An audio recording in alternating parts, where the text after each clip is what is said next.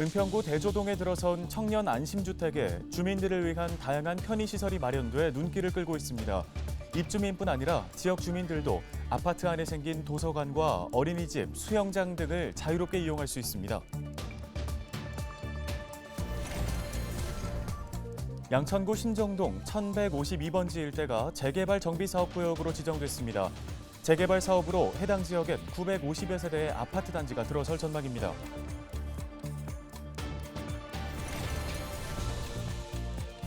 서울시가 오는 12일 공공 배달 플랫폼인 서울배달플러스 전용 상품권을 발행합니다. 상품권은 7% 할인된 금액에 구매할 수 있으며 추가로 결제 금액의 3%를 돌려받을 수 있습니다.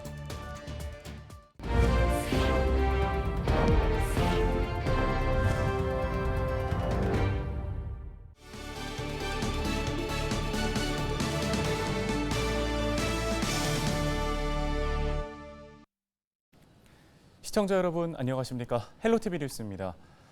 서울시가 청년들의 주거 안정을 위해 공급하고 있는 청년 안심주택이 지역 주민들의 교류 장소로 떠오르면서 동네 사랑방 역할을 톡톡히 하고 있습니다. 여기에 최근 전세 사기와 역전세 등으로 안전한 주택을 찾고 있는 청년들에게는 말 그대로 안심주택이 되고 있습니다. 김호 기자입니다.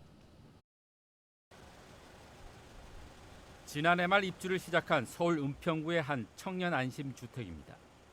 977세대 규모로 지어진 이곳은 입주 신청 당시 5만 명이 몰릴 정도로 인기가 높았습니다.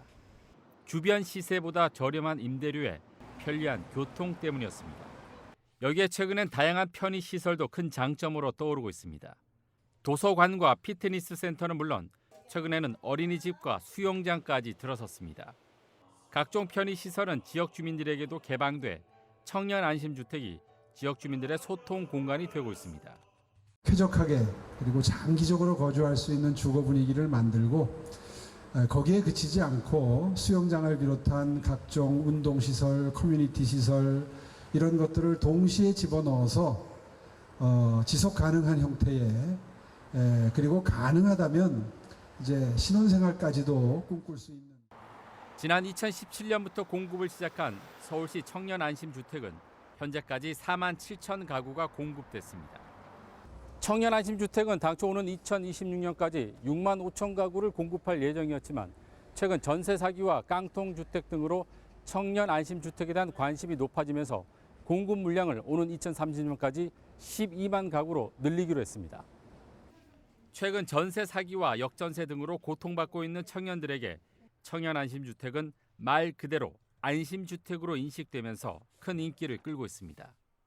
청년 안심주택이 이제 주변의 시세보다는 굉장히 좀 저렴한 부분이 있죠. 그러니까 즉 보증금이 많이 안 들어간다는 얘기입니다. 그렇기 때문에 비교적 같은 금액 같은 평형대의 전세를 이제 민간에서 외부에서 구한다 했을 때보다 이제 보증금이 좀 덜 들어간다라는 장점이 있고 아무래도 이제 공신력 있는 정부 기관에서 보증을 하는 거기 때문에 서울시는 청년 안심주택의 원활한 공급을 위해 대상 부지를 최근 역세권에서 간선 도로변까지 확대했습니다.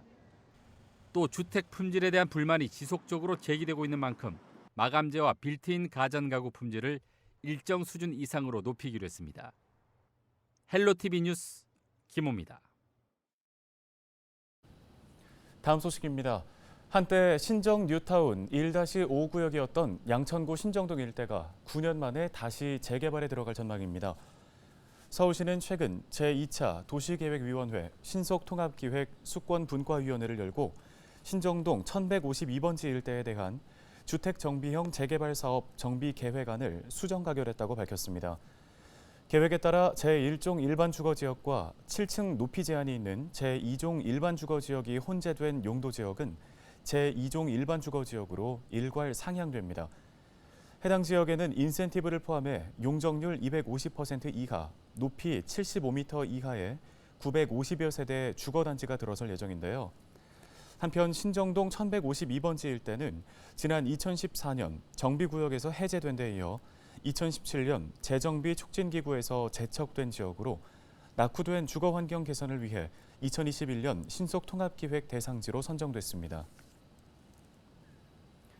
서울시가 공공배달 서비스 플랫폼인 서울배달플러스 전용 상품권을 발행합니다. 서울시는 서울 배달 플러스에 소속된 6개 배달 플랫폼에서 사용할 수 있는 상품권을 오는 12일 오전 10시부터 발행한다고 밝혔습니다. 상품권은 7% 할인된 금액으로 구매할 수 있고 추가로 결제 금액의 3%를 돌려받게 됩니다. 이 상품권은 서울페이 플러스, 티머니페이 앱 등에서 한 사람당 월 10만 원까지 구매할 수 있습니다. 서울시는 올해 연말까지 매월 5일 상품권을 발행할 계획이며 1인당 보유 한도는 100만 원입니다.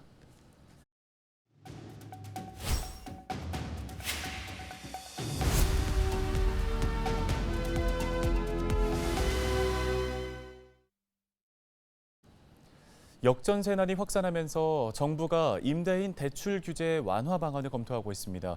전세값 하락으로 인한 전세 보증금 반환 사고를 막기 위해서인데요. 하지만 형평성에 대한 지적이 나오면서 정부의 고민도 깊어지고 있습니다.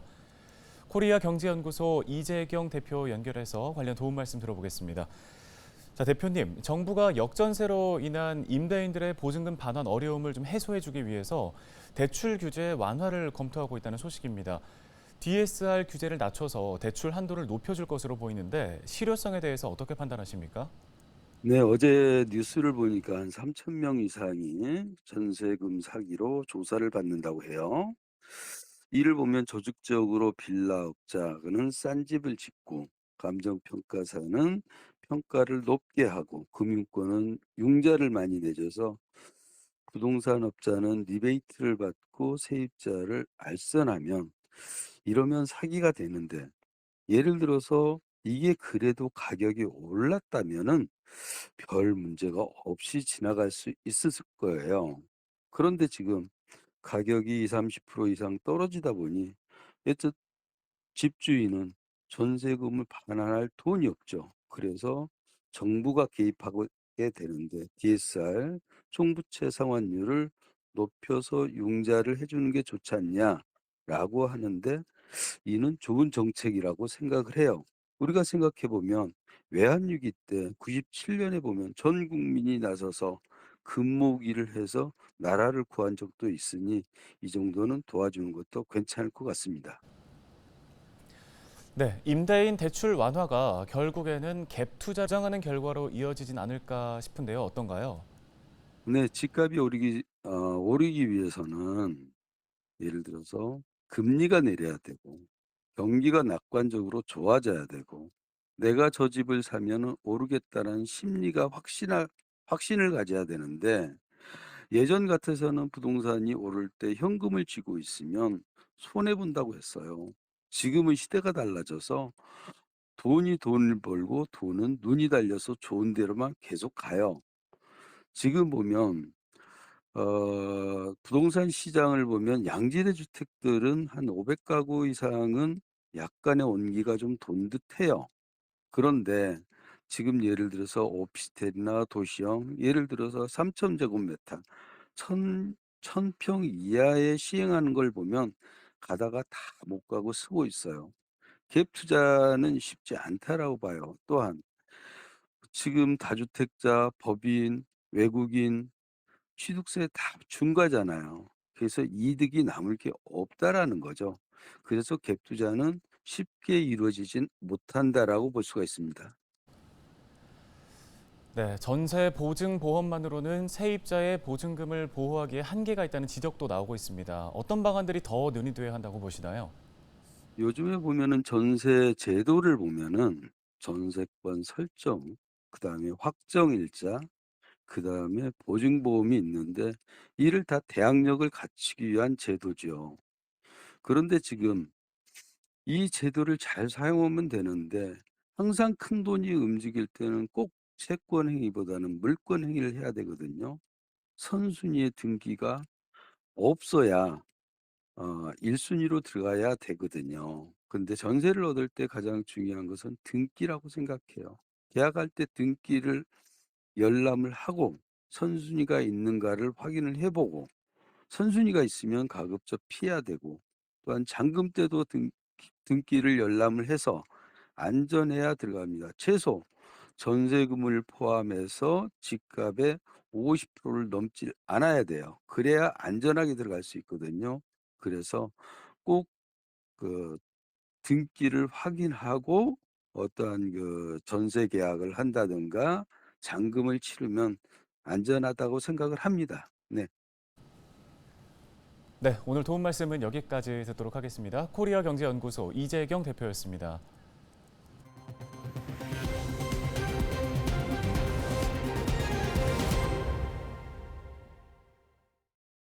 다음 소식입니다. 양천구가 범죄에 취약한 혼자 사는 여성 등을 위해 안심 물품을 지원합니다. 양천구는 올해 47개의 가구를 선정해 스마트 초인종과 가정용 CCTV 등으로 구성된 안심홈 4종 세트를 지원한다고 밝혔습니다. 또 여성 1인 점포 7곳에는 음성인식 무선 비상벨이 지원되고 스토킹 등 범죄 피해자 11개 가구에는 문 열림 감지기와 경찰용 호루라기 등 긴급 지원 세트가 제공됩니다. 양천구는 오는 12일부터 지원 신청을 받을 예정이고 심의를 거쳐 최종 대상자를 선정할 방침입니다. 은평구 응암 3동에 외식 경영을 중심으로 한 은평대학이 운영될 전망입니다. 은평구는 최근 응암 3동과 경기대 평생교육원이 은평대학 조성을 위한 업무 협약을 맺었다고 밝혔습니다. 은평대학은 동주민센터를 캠퍼스로 두고 대학의 우수한 자원을 평생학습에 접목한 1동 1대학 연계 사업입니다. 이번 협약으로 응암 3동에서는 지역의 장독대 사업을 확장한 건강 발효식품 교육 등이 진행될 예정입니다.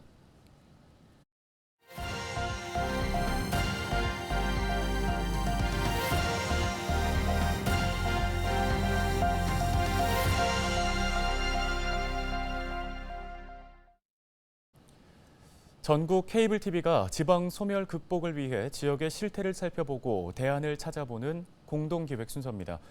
올해 3월 기준 경북 도내 23개 시군 중 소아 청소년과 전문의가 단 한 명도 없는 지역이 11곳에 달하는 것으로 나타났는데요. 하지만 이를 보완할 공공의료마저 부족한 인력으로 인해 의료 공백이 발생하고 있어서 지역의 의료 붕괴를 막기 위한 특단의 조치가 필요해 보입니다. HCN 류희진 기자입니다. 전국에서 대표적인 의료 취약 지역으로 손꼽히는 경북. 오랜 저출산 고령화로 소아청소년과 전문의가 단 한 명도 없는 지역이 많습니다. 그렇다 보니 응급 상황이 발생할 경우 타 지역 의료시설을 찾아야만 하는 상황에 놓일 수밖에 없습니다. 대구까지 가면 한 40분 정도 걸려요. 여기서 예약할 때는 이제 얼마 없는데 제 순서가 끝나거나 아니면 그렇다고 해서 또 너무 늦게 하면 마감되고. 송원석 의원실이 건강보험심사평가원 자료를 분석한 결과 올 3월 기준 경북 도내 23개 시군 중 소아청소년과가 없는 곳은 11곳으로 모두 군단위 지역인 것으로 나타났습니다. 소아청소년 비율이 적을 수밖에 없는 소규모 지자체지만 이들 지역의 만 16세 미만 인구 수는 모두 25,700여 명에 달합니다. 하지만 고령화와 인구 유출 등으로 인해 지역 인구수가 해마다 줄어들면서 소아과는커녕 원래 있던 병원들도 문을 닫는 악순환이 반복되고 있습니다. 결국 병원을 찾지 못한 사람들은 급한 대로 보건소 등을 이용할 수밖에 없습니다. 하지만 농어촌 지역의 경우 보건지소의 문이 닫혀 있는 경우가 잦아 헛걸음을 하기 일쑤입니다. 부족한 공중보건의 수에 비해 담당해야 할 지역이 넓다 보니 출장 진료가 잦아지고 결국 또 다른 의료 공백으로 이어지는 겁니다. 이와 관련해 지역 소멸을 막기 위한 정주 여건 개선이 화두가 되고 있는데 중앙정부와 지자체가 함께 공공의료 서비스 수준을 끌어올려야 한다는 의견이 설득력을 얻고 있습니다. 소아과나 산부인과, 산후조리원 정도는 국가에서 재정을 투입해서 법제화시켜야 된다. 지방자치단체에서 갖고 있는 공공의료 서비스를 복합적으로 운영하게 된다면 재방송을 막을 수 있는 특단의 대책이 되지 않을까라는 생각을 합니다. 지역 소멸과 함께 지역병원 붕괴 위기도 현실화하는 가운데 가장 기초적이고 중요한 공공의료 시스템 강화의 필요성이 점점 높아지고 있습니다. HCN 뉴스 류희진입니다. 은평구가 영유아 가정을 위한 플리마켓을 엽니다. 장난감과 도서, 의류 등 육아용품을 저렴하게 살 수 있는 벼룩시장으로 10일 오전 10시부터 오후 4시까지 구청 광장에서 열릴 예정인데요. 판매 물품은 사전 접수한 영유아 가정 60팀의 다양한 육아용품과 장난감 나라의 중고 장난감 등이며 장난감 나라의 판매 수익금은 전액 겨울나기 성금으로 기부됩니다. 또 이날 부대 행사로는 영유아를 위한 놀이공원과 장난감 병원 등이 운영될 계획입니다.